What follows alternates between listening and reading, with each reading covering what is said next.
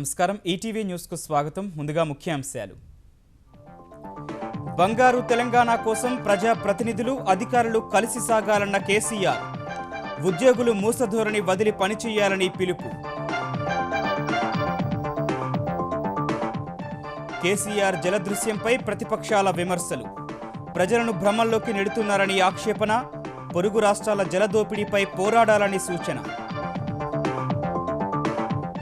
ఆంధ్రప్రదేశ్లో జోరుగా తాత్కాలిక సచివాలయ నిర్మాణ పనులు అదనపు అంతస్తులకు త్వరలోనే టెండర్లు పిలుస్తామని నారాయణ వెల్లడి వరికి మద్దతు ధర చెల్లించాల్సిందేనని అధికారులకు చంద్రబాబు సూచన ఈ నెల 5 నుంచి కొనుగోలు కేంద్రాలు ప్రారంభించాలని ఆదేశాలు కోల్కతా పైవంతెన కూలిన ఘటనపై ముమ్మరమైన దర్యాప్తు ఐవీఆర్సీఎల్ ప్రతినిధులను ప్రశ్నించిన బంగాల్ పోలీసులు హైదరాబాద్లో సోదాలు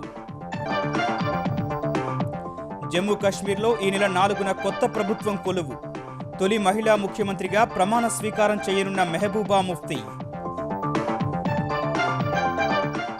అణుభద్రతను ప్రతి దేశం జాతీయ ప్రాధాన్యాంశంగా గుర్తించాలన్న మోదీ అమెరికా పర్యటనలో వేర్వేరు దేశాధినేతలతో ద్వైపాక్షిక చర్చలు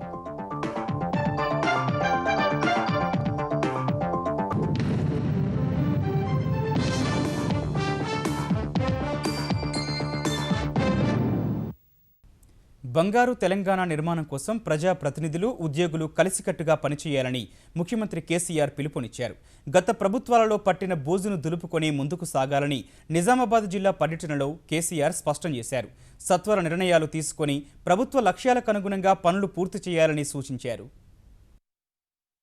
2 రోజుల పర్యటన కోసం నిజామాబాద్ జిల్లాకు వెళ్లిన ముఖ్యమంత్రి కేసీఆర్ మొదట నర్సింగ్పల్లి వెంకటేశ్వర స్వామి కళ్యాణ మహోత్సవానికి హాజరయ్యారు. స్వామివారికి పట్టు వస్త్రాలు ముత్యాల తలంబ్రాలు సమర్పించిన కేసీఆర్ దంపతులు స్వామివారి కళ్యాణాన్ని తిలకించారు. అనంతరం నిజామాబాద్ జిల్లాలో అభివృద్ధి కార్యక్రమాలపై కలెక్టరేట్లో అధికారులతో ఉన్నత స్థాయి సమీక్ష నిర్వహించారు. తెలంగాణ వ్యవసాయ మంత్రి పోచారం శ్రీనివాసరెడ్డి సహా జిల్లాకు చెందిన పలువురు ప్రజా ప్రతినిధులు అధికారులు పాల్గొన్న ఈ సమావేశంలో తెలంగాణ అభివృద్ధి కోసం ప్రభుత్వం నిర్దేశించుకున్న లక్ష్యాలకు అనుగుణంగా పనిచేయాలని అధికారులకు నిర్దేశించారు. ఈ సంవత్సరం నుంచి ఇప్పుడు మనం చాలా పకడ్బందీగా పనిచేయాల్సిన అవసరం ఉంటుంది. ఎందుకంటే ప్రభుత్వానికి ఇప్పుడు సంపూర్ణమైన అవగాహన వచ్చింది. ముందుకు కదలాల, పనులు జరగాల, టార్గెట్స్ అచీవ్ కావాలి, ప్రజల ఆకాంక్ష నెరవేరాలి. ఆంధ్రప్రదేశ్ రాష్ట్రం నుంచి రాష్ట్ర ప్రభుత్వానికి అసలు ఎన్ని స్కీములు ఉన్నాయి అని అడిగితే 871 స్కీములు. ఒక స్కీమ్ అయితే 5 లక్షల రూపాయలు ఉంది, ఇంకో స్కీమ్ అయితే 2 లక్షల రూపాయలు ఉంది. అంటే దానికి అధికారం ఉంటాడు, దానికి ఆఫీస్ ఉంటుంది, దానికి సిబ్బంది ఉంటుంది. డబ్బు ఎంత అంటే 2 లక్షలు. మన రాష్ట్ర అవసరాల దృష్ట్యా ఇప్పుడు మనకు కొత్త ఏవో అవసరం ఉన్నాయి, లేదు స్క్రాప్ చేసి తీసేయాల్సిన ఎన్ని. నాకున్న నాలెడ్జ్ మేరకు దాదాపు 450 స్కీములు తీసేసినారు. ఇదే సమయంలో ప్రస్తుతం తెలంగాణలో నెలకొన్న కరువును ఎదుర్కొనేందుకు అంతా కలిసి పనిచేయాలని కేసీఆర్ సూచించారు. కరువు ఉంది జిల్లాలో, మనం ఏం చేసినాం, ఎట్లా ఎదుర్కొంటున్నాం, కలెక్టర్ గారు, మినిస్టర్ గారు మీరు అందరు కలిసి ఏమనుకున్నారు, ఎట్లా చేద్దామనేది కూడా విచారించుకోవాలి. మనం కొంత డబ్బులు ప్రభుత్వం ఇచ్చింది, ఇంకా అవసరమైతే కూడా ఇస్తారు. ఎఫెక్టివ్గా కరువును కూడా ఖచ్చితంగా మనం ఎదుర్కోవాలి. How to deal with the drought అనేది అందరం అలర్ట్ ఉండాలి. ప్రజలకు అంత బాధ రాకుండా, ఇబ్బంది రాకుండా చూసుకునే బాధ్యత కూడా మన మీద ఉంటుంది.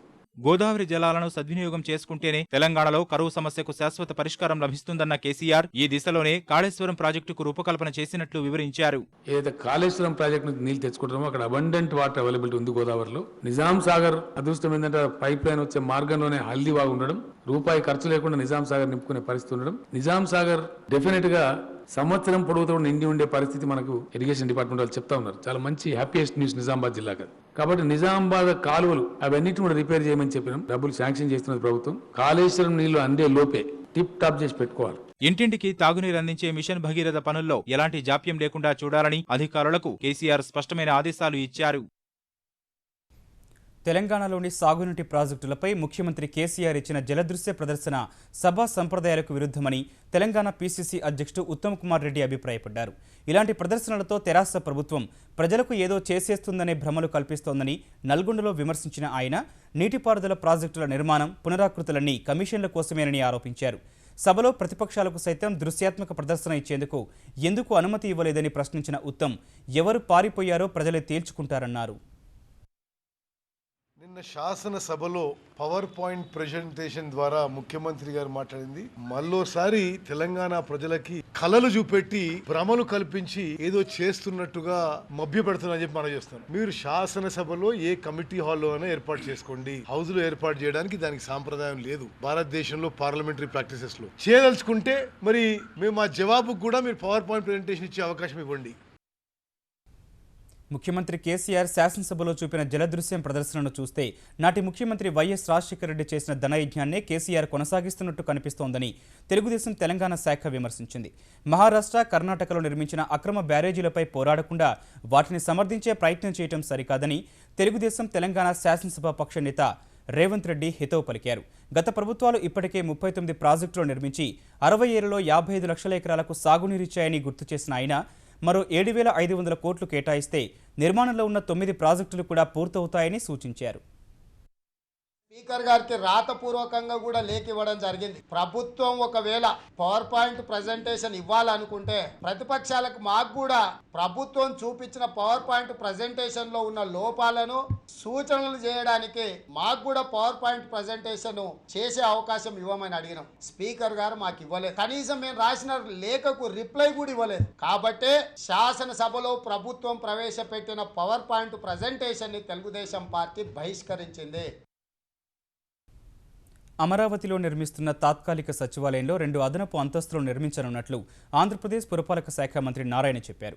జూన్ 15 లోపు ఉద్యోగులందరినీ తరలించాలనే లక్ష్యంతో తాత్కాలిక సచివాలయం పనులు శరవేగంగా కొనసాగిస్తామంటున్న నారాయణతో ఈటీవీ ముఖాముఖి ఇప్పుడు. తాత్కాలిక సచివాలయ నిర్మాణ పనులు ఎప్పటిలోగా పూర్తవుతాయి? ఇవన్నీ జూన్ 15కి టార్గెట్ ఇచ్చి చేసాం. ఏదైతే మనం చెప్పామో దానికంటే ఒక 5 రోజులు ఈ యొక్క ఏజెన్సీస్ అడ్వాన్స్ గా చేస్తున్నాయి. మనం తీసుకుంటే బిల్డింగ్ 1 లో 226 ఫైల్స్ చేయాల్సి ఉంటే 226 పూర్తి చేశారు. బిల్డింగ్ 2 లో 244 చేయాల్సి ఉంటే 176 చేశారు. బిల్డింగ్ 3 లో 164 పూర్తి చేశారు. బిల్డింగ్ 4 లో 164. బిల్డింగ్ 5 లో 164. 6వ బిల్డింగ్ యాక్చువల్ గా assembly and council the next week Monday గానీ వెన్స్డే గానీ వాళ్ళు వర్క్ స్టార్ట్ చేస్తారు. ఇవన్నీ కూడా జూన్ 15కి ఇస్తే అదంతా మనకు ఆగస్టు మిడిల్ కి వచ్చేటట్టుగా ప్లాన్ చేశారు. తర్వాత బిల్డింగ్ నెంబర్ 5 తీసుకుంటే కాలమ్స్ లేపేసి బిల్డింగ్స్ పైకి చేశారు. వాళ్ళు ఇచ్చిన ప్రకారం 5వ తేదీ ఒక పార్ట్ స్లాబ్ స్టార్ట్ చేస్తారు. 11వ తేదీకి షెడ్యూల్ గా స్టార్ట్ అవుతుంది. అదేవిధంగా బిల్డింగ్ 2, బిల్డింగ్ 3 కూడా ఎవ్రీ 3 days కి ఫేజ్డ్ మేనర్ ఎంతో ఒక సిస్టమేటిక్ గా సైంటిఫిక్ గా ఒక హై స్టాండర్డ్ వాళ్ళు చేస్తున్నారు. సచివాలయ భవనంలో ఎన్ని అంతస్తులు రాబోతున్నాయి? అదనపు అంతస్తులు నిర్మించాలని చెప్పి భావిస్తున్నారు కదా? అవునండి. ఇప్పుడు యాక్చువల్గా 2 అంతస్తులకి యాక్చువల్గా మనం పర్మిషన్ ఇచ్చి టెండర్లు పిలిచాము. అయితే ఈ 2 అంతస్తుల్లో ఇప్పుడు బ్యాంకు, తర్వాత పోస్ట్ ఆఫీసు ఇవి అన్నీ తీసుకుంటే ఏమవుతుందంటే ఒక 4,500కి మాత్రమే ఎంప్లాయీస్ని రిస్ట్రిక్ట్ చేయాల్సి వస్తుంది. అయితే ఇది జూన్ 15కి అయిపోతుంది కాబట్టి మరొక 2 ఫ్లోర్లు కూడా తీసుకుని ఇమీడియట్గా టెండర్లు పిలుస్తున్నాం. ఈ వర్క్ కూడా జూలై ఎండింగ్కి మరొక ఫ్లోర్, ఆగస్ట్ ఎండింగ్కి ఇంకో ఫ్లోర్ వస్తుంది. వచ్చినప్పుడు 12,000 మంది ఎంప్లాయీస్ ఇక్కడ ఉండొచ్చు. అందువల్ల మినిస్టర్లు వాళ్ళ స్టాఫ్, సెక్రటరీస్ వాళ్ళ స్టాఫ్, హెచ్ఓడీస్ వాళ్ళ స్టాఫ్ మొత్తం కూడా ఇక్కడే ఉండేటట్టుగా ప్లాన్ చేసాం. మాకి సమర్పించినటువంటి డిజైన్లో అసెంబ్లీ భవనానికి సంబంధించినటువంటి టవర్ ఏవైతే ఉన్నాయో అవి మార్పులు ఉంటాయా, లేకపోతే ఎట్లా ఉండబోతుంది అంటారు పరిస్థితి? మీరు అన్నట్టుగా అసెంబ్లీకి సంబంధించి కొన్ని మార్పులు చేర్పులు మా నోటీసు కూడా వచ్చినాయి యాక్చువల్గా. అయితే 13 జిల్లాల్లో ఉండే ప్రజల యొక్క అభిప్రాయాలు సేకరించి ఏ బిల్డింగ్లో మార్పులు చేర్పులు కావాల్సింటే మన సంస్కృతి, మన సాంప్రదాయాలు తగ్గట్టుగా చేయడం జరుగుతుంది. తాత్కాలిక సచివానికి దారితీసే రహదారుల విషయంలో ప్రభుత్వం ఏం ఆలోచిస్తుంది? ఇప్పుడు మనం ఇన్ఫ్రాస్ట్రక్చర్ డిజైన్కి యాక్చువల్గా ఒక ఏజెన్సీకి ఇచ్చామండి. సీడ్ క్యాపిటల్కి వచ్చే రోడ్డుతో ఆ డిజైన్ ఇచ్చేశారు. దాన్ని బహుశా 15వ తేదీ లోపల టెండర్లు పిలిచే ప్రక్రియ స్టార్ట్ అయింది. అదేవిధంగా ఈ క్యాపిటల్ సిటీలో ఫస్ట్ ఫేజ్లో ఈస్ట్ నుంచి వెస్ట్ దాకా 4 రోడ్లు ఫస్ట్ డిజైన్ చేసేమన్నాం.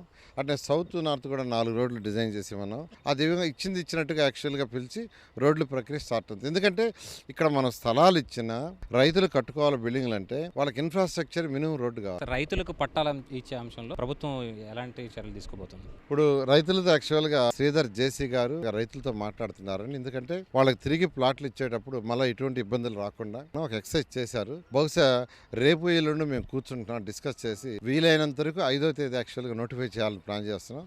5 నోటిఫై చేస్తే నెక్స్ట్ మంత్ 5 దాకా టైం ఇచ్చి వాళ్ళ సలహాలు సూచనలు ఏమైనా తీసుకొని వెంటనే యాక్చువల్గా లాటరీ సిస్టంలో వాళ్ళకి ప్లాట్ ఇవ్వడం జరుగుతుంది. నవ్యాంధ్ర రాజధాని ప్రాంతంలో కార్యకలాపాలు పెరుగుతున్నందున అమరావతి ప్రాంతానికి కొత్త పోలీస్ పోస్టులు మంజూరు చేస్తూ ఆంధ్రప్రదేశ్ ప్రభుత్వం ఉత్తర్వులు జారీ చేసింది. ఈ మేరకు విజయవాడ భద్రతా విభాగం, విజయవాడ నగర పోలీస్ కమిషనరేట్, రాజధాని ప్రాంతమైన తుళ్లూరు పోలీస్ సబ్ డివిజన్లకు కలిపి 1728 పోస్టులు మంజూరు చేసింది. ఇందులో విజయవాడ నగర భద్రతా విభాగానికి డీసీపీగా ఐపీఎస్ అధికారి సహా ఒక అదనపు డీసీపీ, 2 ఏసీపీలు, ఇతర సిబ్బంది కలిపి 583 పోస్టులు మంజూరు చేశారు. విజయవాడ నగర పోలీస్ కమిషనరేట్లో ఐజీ స్థాయి అదనపు పోలీస్ కమిషనర్, డీఐజీ స్థాయి జాయింట్ పోలీస్ కమిషనర్, 2 డిప్యూటీ కమిషనర్లు, డీసీ, అదనపు ఎస్పీ, డీఎస్పీలు, సర్కిల్ ఇన్స్పెక్టర్లు, సబ్ ఇన్స్పెక్టర్లు, ఇతర సిబ్బంది కలిపి 471 పోస్టులు మంజూరు చేశారు. తుళ్లూరులో ఏర్పాటు చేసిన కొత్త పోలీస్ సబ్ డివిజన్ కోసం 674 పోస్టులను మంజూరు చేశారు. ఇందులో 1 డీఎస్పీ, 8 మంది సర్కిల్ ఇన్స్పెక్టర్లు, 28 మంది సబ్ ఇన్స్పెక్టర్లు, ఇతర సిబ్బంది ఉన్నారు. కోల్కతాలో నిర్మాణంలోని పైవంతెన కూలిన ఘటనపై బంగాల్ పోలీసుల దర్యాప్తు ముమ్మరమైంది. ఇప్పటి వరకు ఈ ఘటనలో చనిపోయిన వారి సంఖ్య 24కు పెరగా ఈ వంతెన నిర్మిస్తున్న సంస్థపై ఐపీసీ సెక్షన్లు 304, 308, 407 కింద కేసులు నమోదు చేసినట్టు బంగాల్ పోలీసులు తెలిపారు. ఈ విషాదానికి కారణమైన వంతెనను నిర్మిస్తున్న ఐవీఆర్సీఎల్ సంస్థకు చెందిన 6గురిని ప్రశ్నించినట్టు ప్రమాద స్థలాన్ని పరిశీలించిన కోల్కతా పోలీస్ కమిషనర్ రాజీవ్ కుమార్ తెలిపారు. మరోవైపు ఈ ఘటనపై బంగాల్ సర్కారు ఉన్నత స్థాయి విచారణకు ఆదేశించగా ప్రమాద స్థలంలో శిథిలాల తొలగింపు ప్రక్రియ ముమ్మరంగా సాగుతోంది. కోల్కతా పోలీసులు, విపత్తు నిర్వహణ బృందం ఎన్డీఆర్ఎఫ్, అగ్నిమాపక సిబ్బంది, సైన్యం కలిసి శిథిలాల కింద చిక్కుకున్న దాదాపు అన్ని వాహనాలను తొలగించారు. ఇదే సమయంలో ఫోరెన్సిక్ అధికారులు నమూనాలను సేకరించారు. ప్రమాద స్థలం వద్ద ఫోటోలు, వీడియోలు తీసుకున్నారు. ప్రమాదం ఎలా జరిగింది, కూలడం ఎక్కడ ప్రారంభమైందనే అంశాలు పరిశీలించారు. ఇందుకోసం సివిల్ ఇంజనీరింగ్ నిపుణుల సాయం తీసుకున్నారు. మరోవైపు ఈ ప్రాంతంలో కర్నూలు జిల్లా నందికొట్కూరుకు చెందిన అబ్దుల్ రషీద్ అనే వ్యక్తి మరణించినట్టు అతడి బంధువులు చెప్పారు. కోల్కతాలో నిర్మాణంలోని వంతెన కూలడానికి దైవ నిర్ణయమే కారణమన్న వ్యాఖ్యలపై తీవ్ర విమర్శలు రావడంతో ఐవీఆర్సీఎల్ పరిపాలనాధికారి పాండురంగారావు దిద్దుబాటు చర్యలు చేపట్టారు. సమగ్ర దర్యాప్తు తర్వాతే ఫ్లైఓవర్ కూలడానికి కారణాలు వెల్లడవుతాయన్న ఆయన ఈ ప్రమాదానికి సాంకేతిక, నిర్మాణాత్మక తప్పిదాలు లేవని స్పష్టం చేశారు. 2009 నుంచి వంతెన పనులు కొనసాగుతున్నాయని, బంగా ప్రభుత్వం నుంచి సహకారం లేనందునే జాప్యం జరుగుతోందని వివరించిన ఆయన ప్రమాదంలో తమ సంస్థకు చెందిన 2 ఇంజనీర్లు కనిపించడం లేదని చెప్పారు. ఇప్పటి వరకు అనేక నిర్మాణాలు జరిపామని, ఎక్కడ కూడా ఎలాంటి ప్రమాదాలు జరగలేదన్న ఆయన ఈ ఘటనపై దర్యాప్తులో ప్రభుత్వానికి పూర్తిగా సహకరిస్తామని చెప్పారు. చాలామంది ఏంటంటే లేనిపోయి చెప్తున్నారు. ఏమని పోలీసు వచ్చారు, అరెస్ట్ చేశారు, ఐవీఆర్సీఎల్ ఆఫీస్ అంతా కట్టేశారు, తాళాలు వేసి అధికారులు వెళ్ళిపోయారు. అది ఏమీ జరగలేదు. నేను we're all very much here. సహకరించడానికే ఉన్నాం. మేము దొంగలం కాదు, లేదా మేము మర్డర్ చేసింది లేదు. నేను చెప్పాను, అయ్యా మేము చేతిలో చేయవలసిన పనులన్నీ మేము కష్టపడి చేసాం. ఎలా జరిగిందని మేమే ఆ షాక్లో ఉన్నాం. అందుకు ఇంకేదైనా జరిగితే ఇక భగవంతుడే చేయాలి అని చెప్పా. దానికి ఏదో గాడ్ అని ఏదో రాసుకుంటా పోతున్నారు. అందుకు గాడ్ కరెక్టే, నేను చేయలేని పని ఏం చేస్తామండి. అయ్యా దేవుడా నువ్వే రక్షించాలి అంటాం కదా. నాణ్యత లోపైతే వాళ్ళు నాణ్యతలో ఎటువంటి లోపము జరగలేదు. ఏ నాణ్యతతో అయితే 59 కట్టారో అదే నాణ్యతతో 65 కూడా కట్టారు. 60ది దురదృష్టవశాత్తు పడిపోయింది అంతే. ఎందుకు పోలింది అంటే అది మనకి ఇన్వెస్టిగేట్ చేసే వరకు మనకు తెలియదు. ప్రస్తుత పరిస్థితుల్లో తీవ్రవాదానికి ఎల్లలు లేకుండా పోయినందున ప్రతి దేశం అత్యంత అప్రమత్తంగా ఉండాలని ప్రధాని నరేంద్ర మోదీ అన్నారు. ప్రధానంగా అణుభద్రతను ప్రతి దేశం తమ జాతీయ ప్రాధాన్యాంశంగా గుర్తించాలని పిలుపునిచ్చారు. అమెరికాలో జరగనున్న 4 అణుభద్రత శిఖరాగ్ర సదస్సులో పాల్గొనేందుకు వాషింగ్టన్ వెళ్లిన ప్రధాని ఆ దేశ అధ్యక్షుడు బరాక్ ఒబామా ఇచ్చిన విందులో పాల్గొన్నారు. ఈ సందర్భంగా మాట్లాడిన మోదీ ప్రతి దేశం తమ అంతర్జాతీయ బాధ్యతలను తప్పక నెరవేర్చాలన్నారు. అణుభద్రతపై చొరవ తీసుకున్నందుకు ఒబామాను కొనియాడిన మోదీ ఇదే స్ఫూర్తి కొనసాగాలని ఆకాంక్షించారు. అణుభద్రతకు ఉగ్రవాదుల నుంచి పొంచి ఉన్న తక్షణ ముప్పుకు బ్రసెల్స్ ఉగ్రదాడి నిదర్శనమని చెప్పిన ప్రధాని ఏ దేశం కూడా ఉగ్రవాదాన్ని మరొకరి సమస్యగా చూడరాదంటూ పరోక్షంగా పాక్కు చురకలు వేశారు. అణుభద్రత శిఖరాగ్ర సదస్సులో పాల్గొననున్న ప్రధాని బ్రిటన్, జపాన్ ప్రధానులతో సమావేశమై ద్వైపాక్షిక చర్చలు జరపనున్నారు. అర్జెంటీనా అధ్యక్షుడు మౌరిసియో మాక్రీ, స్విట్జర్లాండ్ అధ్యక్షుడు జాన్ అమ్మాన్, జపాన్ ప్రధాని షింజో అబేతో కూడా మోదీ చర్చలు జరుపుతారు. ఈ చర్చల్లో భాగంగా కెనడా ప్రధాని జస్టిన్ ట్రూడోతో సమావేశమై పలు అంశాలపై చర్చలు జరిపారు. వరికి మద్దతు ధర కల్పించే విషయంలో రాజీ పడవద్దని ముఖ్యమంత్రి చంద్రబాబు అధికారులను ఆదేశించారు. ఈ నెల 5 నుంచి జిల్లాల్లో కొనుగోలు కేంద్రాలను ఏర్పాటు చేయాలని కలెక్టర్లకు సూచించారు. విజయవాడలోని తన నివాసం నుంచి వ్యవసాయ, పౌర సరఫరాల అధికారులు, తూర్పు, పశ్చిమ గోదావరి, నెల్లూరు జిల్లాల కలెక్టర్లతో టెలికాన్ఫరెన్స్ నిర్వహించిన చంద్రబాబు నెల్లూరు జిల్లాలో 164, తూర్పు గోదావరిలో 284, పశ్చిమ గోదావరిలో 260 వరి కొనుగోలు కేంద్రాలు ఏర్పాటు చేయాలని అధికారులను ఆదేశించారు. రబీలో 30 నుంచి 35 లక్షల మెట్రిక్ టన్నుల ధాన్యం దిగుబడి ఉంటుందని, ఈ మొత్తాన్ని ప్రభుత్వమే కొనుగోలు చేసే విధంగా చర్యలు తీసుకోవాలని ముఖ్యమంత్రి తెలిపారు. అవసరమైతే అదనపు కొనుగోలు కేంద్రాలు ఏర్పాటు చేయాలని స్పష్టం చేశారు. వ్యవసాయ సంక్షోభం, రైతుల ఆత్మహత్యల నేపథ్యంలో సేద్యపు రంగాన్ని గట్టెక్కించేందుకు ప్రభుత్వాలు ప్రత్యామ్నాయ విధానాలు అమలు చేయాలని తెలంగాణ రాజకీయ ఐకాస అధ్యక్షుడు ఆచార్య కోదండరాం అన్నారు. హైదరాబాద్లోని పీజీఆర్ఆర్ దూర విద్యా కేంద్రంలో జరిగిన అఖిల భారత కిసాన్ స్వరాజ్య సమ్మేళనంలో పాల్గొన్న ఆయన వ్యవసాయ రంగాన్ని బలోపేతం చేసేందుకు నాయకులు చిత్తశుద్ధితో ముందుకు వెళ్లాలని సూచించారు. నీటి వినియోగం, రసాయన ఎరువులు, క్రిమిసంహారక మందుల వాడకం గణనీయంగా పెరిగినందున పెట్టుబడులు భారమై సేద్యం నష్టాల బాట పట్టిందని కోదండరాం ఆందోళన వ్యక్తం చేశారు.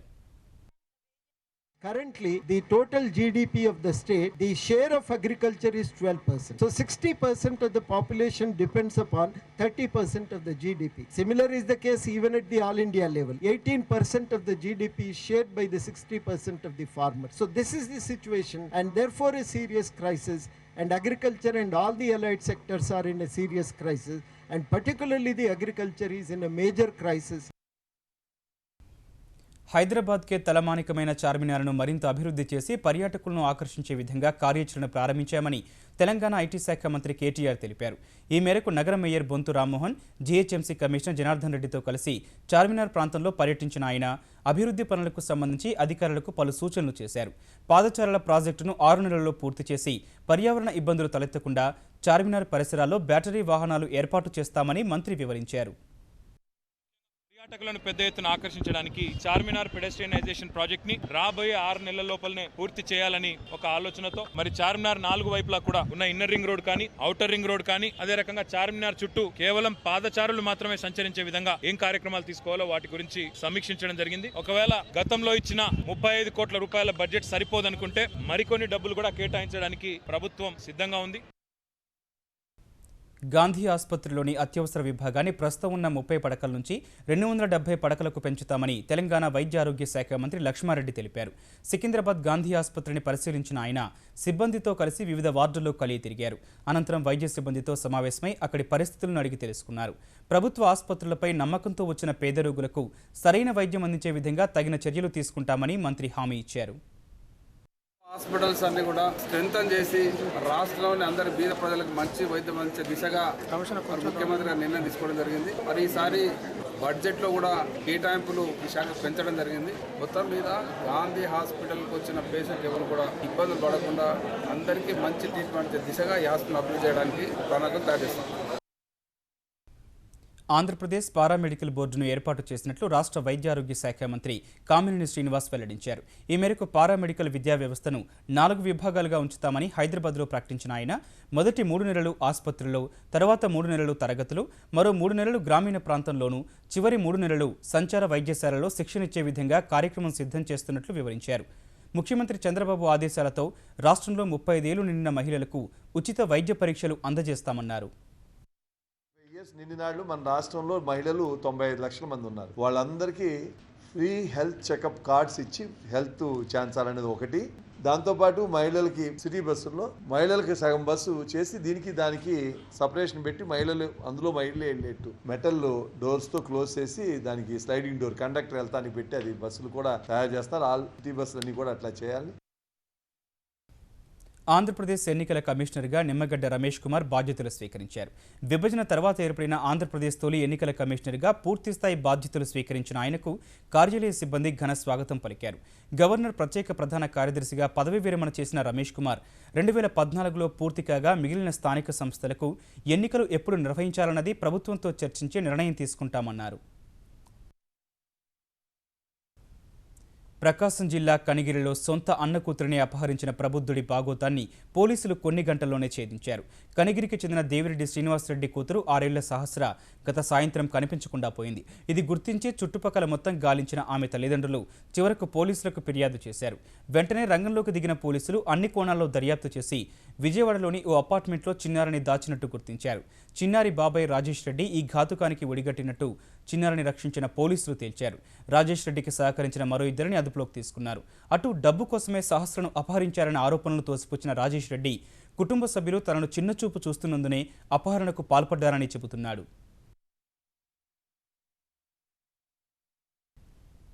తెలుగు రాష్ట్రాల్లో భానుడి భగభగలు కొనసాగుతూనే ఉన్నాయి. గత 24 గంటల్లో అనంతపురం, నిజామాబాద్లలో అత్యధికంగా 42 డిగ్రీల గరిష్ట ఉష్ణోగ్రత నమోదైనట్టు హైదరాబాద్లోని వాతావరణ విభాగం తెలిపింది. ఆదిలాబాద్, మెదక్, కర్నూలులో 41, హైదరాబాద్, హన్మకొండ, రామగుండం, నల్గొండ, మహబూబ్ నగర్, నంద్యాలలో 40, ఖమ్మంలో 39, నందిగామ, తిరుపతిలో 38, విజయవాడ, నెల్లూరులో 37, విశాఖలో 35 డిగ్రీల గరిష్ట ఉష్ణోగ్రతలు నమోదైనట్టు వాతావరణ విభాగం అధికారులు వివరించారు. ఎండ తీవ్రత, వడగాల్పులను దృష్టిలో పెట్టుకుని ప్రజలు అప్రమత్తంగా ఉండాలని వారు గుర్తు చేశారు. అమెరికా అంతరిక్ష పరిశోధన సంస్థ నాసాకు చెందిన హబుల్ టెలిస్కోప్ మరో అద్భుతాన్ని ఆవిష్కరించింది. భూమి పరిభ్రమిస్తున్న పాలపుంతలోని 5 లక్షల నక్షత్రాల కూటమికి సంబంధించిన చిత్రాన్ని టెలిస్కోప్ చిత్రీకరించింది. పాలపుంత మధ్యలో పరస్పరం దగ్గరగా అత్యంత సాంద్రత కలిగిన నక్షత్రాలు సమూహంలో ఉన్నట్టు ఆ చిత్రం వెల్లడించింది. భూమి పరిభ్రమిస్తున్న పాలపుంతకు సమీపంలో ఉండే ఆల్ఫా సెంచురీనే పాలపుంతకు మధ్య 10 లక్షల సూర్యులకు ఉన్నంత శక్తి ఒక్క ఈ నక్షత్ర కూటమిలోనే ఉందని నాసా ప్రకటించింది. ఈ నక్షత్రాల ఆవిర్భావం వల్ల ఏర్పడిన కృష్ణబిలం సూర్యుని కంటే 40 లక్షల రెట్లు పెద్దగా ఉందని ప్రకటించిన నాసా శాస్త్రవేత్తలు నూతనంగా కనుగొన్న నక్షత్ర కూటమిలో కాంతి, ధూళి రేణువుల్ని విశ్లేషించే పనిలో పడ్డారు. హబుల్ టెలిస్కోప్లో వాడిన సాంకేతిక పరిజ్ఞానం ఆధారంగా ఈ నక్షత్రాలకు సంబంధించిన 4 ఏళ్ల కదలికల్ని అంచనా వేయవచ్చని తెలిపిన శాస్త్రవేత్తలు కొత్త నక్షత్ర మండలం భూమికి 50 కాంతి సంవత్సరాల దూరంలో ఉన్నట్టు వెల్లడించారు. జమ్మూ కాశ్మీర్లో మరోసారి పీడీపీ, భాజపా సంకీర్ణ ప్రభుత్వం కొలువుదీరేందుకు ముహూర్తం ఖరారైంది. ఈ మేరకు పీడీపీ అధ్యక్షురాలు మెహబూబా ముఫ్తీ జమ్మూ కాశ్మీర్ తొలి మహిళా ముఖ్యమంత్రిగా ఈ నెల 4న ప్రమాణ స్వీకారం చేయనున్నారు. మిత్రపక్షం భాజపాతో చర్చించిన తర్వాతే ప్రమాణ స్వీకారానికి ముహూర్తం ఖరారు చేసినట్లు పీడీపీ నేత అమితాబ్ మాటో వెల్లడించారు. ఇరు పార్టీల మధ్య ఎలాంటి భేదాభిప్రాయాలు లేవని తెలిపారు. మెహబూబా ముఫ్తీని శాసనసభ పక్ష నేతగా ఎన్నుకున్న 2 రోజులకు మార్చి 26న భాజపాతో కలిసి ప్రభుత్వాన్ని ఏర్పాటు చేస్తున్నట్లు పీడీపీ ప్రకటించింది. కనీస ఉమ్మడి ప్రణాళిక, కూటమి ఎజెండాను అమలు చేసేందుకు కేంద్రం నుంచి హామీ లభించినందున సంకీర్ణ ప్రభుత్వ ఏర్పాటుకు మెహబూబా ముందుకొచ్చారు. గతేడాది జరిగిన ఎన్నికల్లో విజయం తర్వాత 10 నెలల పీడీపీ, భాజపా సంకీర్ణ సర్కారు పనిచేస్తుంది. ఈ ఏడాది జనవరి 7న ముఫ్తీ మహమ్మద్ సయీద్ మరణానంతరం 2 నెలలు ప్రతిష్టంభన నెలకొంది. ఆ తర్వాత కశ్మీర్లో రాష్ట్రపతి పాలన విధించగా మళ్లీ ప్రజాస్వామ్య సర్కారు కొలువుదీరనుంది. మహారాష్ట్ర, శని సింగ్నాపూర్ సహా కొన్ని ఆలయాల్లో మహిళలకు ప్రవేశాలను నిరాకరించిన అంశంపై తీవ్ర ఆగ్రహం వ్యక్తం చేసిన బాంబే హైకోర్టు ఇకపై మహిళలకు అలాంటి పరిస్థితి రాకుండా చర్యలు చేపట్టాలని మహారాష్ట్ర ప్రభుత్వాన్ని ఆదేశించింది. ప్రతి ఒక్కరికి ఆలయ ప్రవేశమన్నది ప్రాథమిక హక్కుల్లో ఒకటిని వ్యాఖ్యానించిన కోర్టు ఈ విషయంలో మహిళలపై వివక్షకు తావు లేకుండా కాపాడాల్సిన బాధ్యత ప్రభుత్వాలపై ఉందని తేల్చి చెప్పింది. ఈ మేరకు శని సింగ్నాపూర్ ఆలయంలోకి మహిళలను అనుమతించకుండా ఆదేశాలు ఇవ్వాలని దాఖలైన ప్రజా ప్రయోజన వ్యాజ్యాన్ని హైకోర్టు కొట్టివేసింది. హైకోర్టు ఆదేశాలపై స్పందించిన మహారాష్ట్ర సర్కారు మహిళల హక్కులను కాపాడేందుకు అన్ని చర్యలు తీసుకుంటున్నామని ప్రకటించింది. హిందూ పవిత్ర స్థలాల్లో దైవారాధనకు సంబంధించిన చట్టాన్ని తూచా తప్పకుండా అమలు చేస్తామని కోర్టుకు తెలిపింది. ఈ మేరకు అన్ని జిల్లాల కలెక్టర్లు, ఎస్పీలకు సమాచారం అందించామని కోర్టుకు విన్నవించింది.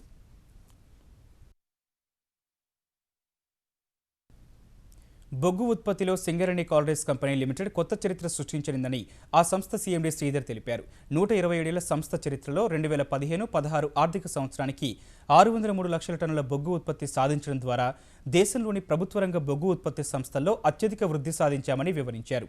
బొగ్గు రవాణాలో 585 లక్షల టన్నులు చేసి కొత్త రికార్డు నెలకొల్పామన్నారు. భవిష్యత్తులో 100 మిలియన్ టన్నుల బొగ్గు ఉత్పత్తి చేయాలనే లక్ష్యంతో పనిచేస్తున్నామని చెప్పిన శ్రీధర్ ఆదిలాబాద్ జిల్లా జైపూర్లో నిర్మించిన 1200 మెగావాట్ల విద్యుత్పత్తి యూనిట్లు త్వరలోనే ఉత్పత్తి ప్రారంభిస్తాయని చెప్పారు. 2015-16 ఆర్థిక సంవత్సరం చివరి రోజున స్వల్ప లాభంతో ముగిసిన స్టాక్ మార్కెట్లు 2016-17 ఆర్థిక సంవత్సరాన్ని నష్టాలతో ఆరంభించాయి. క్రితం 2 సెషన్లో 441 పాయింట్లు లాభపడ్డ సెన్సెక్స్ ఇవాళ 72 పాయింట్లు క్షీణించింది. ఈ ఉదయం 25,302 పాయింట్ల వద్ద మొదలైన సూచీ మొదట్లో కాసేపు ఉత్సాహంగానే సాగింది. ఒక దశలో 25,355 పాయింట్ల గరిష్ట స్థాయిని తాకిన సూచీ తర్వాత ప్రధాన రంగాలకు చెందిన వాటాలు కలిగిన మదుపరులు లాభాలు స్వీకరించే ఉద్దేశంతో అమ్మకాలు జరపగా 25,119 పాయింట్ల కనిష్ట స్థాయికి దిగజారింది. చివరిలో కాస్త కోలుకొని 25,270 వద్ద స్థిరపడింది. జాతీయ స్టాక్ ఎక్స్చేంజ్ సూచీ నిఫ్టీ 25 పాయింట్లు క్షీణించి 7,713 వద్ద ముగిసింది. ఈటీవీ న్యూస్ సమాప్తం. నమస్కారం.